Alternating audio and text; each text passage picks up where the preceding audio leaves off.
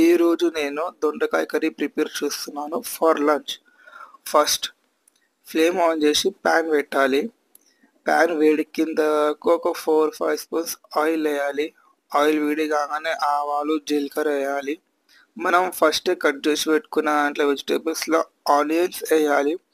Onions మొత్తం వేసిన తర్వాత కరివేపాకు వేయాలి. కరివేపాకు వేసిన తర్వాత బాగా మిక్స్ చేయాలి. ఈ ఆనియన్స్ మొత్తం బ్రౌనిష్ కలర్ వచ్చేదాకా పెట్టాలి. ఒక చిన్నడంత చిటిక జింజర్ గార్లిక్ పేస్ట్ వేయాలి. ఈ జింజర్ గార్లిక్ పేస్ట్ వేస్తే మన ఆనియన్స్ మొత్తం ఆల్మోస్ట్ టేస్ట్ తగ్గట్టు అయిపోతుంది. లైట్ అంటే లైట్ ఒక పసుపు వేయాలి.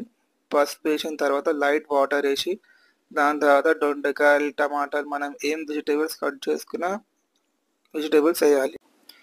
వేసిన తర్వాత బాగా మిక్స్ చేయాలి.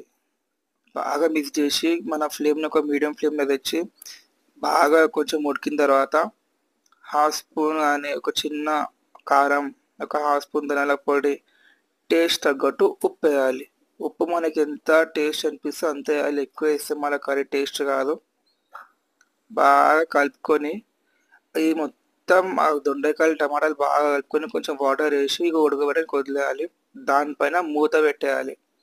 అప్పుడక మన రైస్ కూడా అవుతుంది. రైస్ కూడా ఆల్మోస్ట్ అయిపోయింది. మూత పెట్టిన తర్వాత మనం ఎప్పుడు కూడా ఇట్లా పట్టుకడుతున్నది బట్టతోని తీయాలి, లేకపోతే మన చేయి కాలిపోతుంది. ఆల్మోస్ట్ ఉడికినట్టుంది మన దొండకాయ. ఇంకొక 1 మినిట్ పెట్టి గరం మసాలా కానీ కర్రీ మసాలా కానీ వేయాలి. ఈ మసాలా మొత్తం మన కర్రీకి మొత్తం అతుక్కున్నట్టు బాగా మిక్స్ చేసి ఒక 2 or 3 మినిట్స్ వదిలేయాలి. దాని తర్వాత చెక్ చేస్తే మన కర్రీ ప్రిపేర్ అయినట్టుంది. ఆల్మోస్ట్ ప్రిపేర్ అయిపోయింది. కర్రీ బాగా ఉడికింది. ఇప్పుడు మన కర్రీ రెడీ. అన్నంతో తింటే వా టేస్టే వేరబ్బా. బాయ్.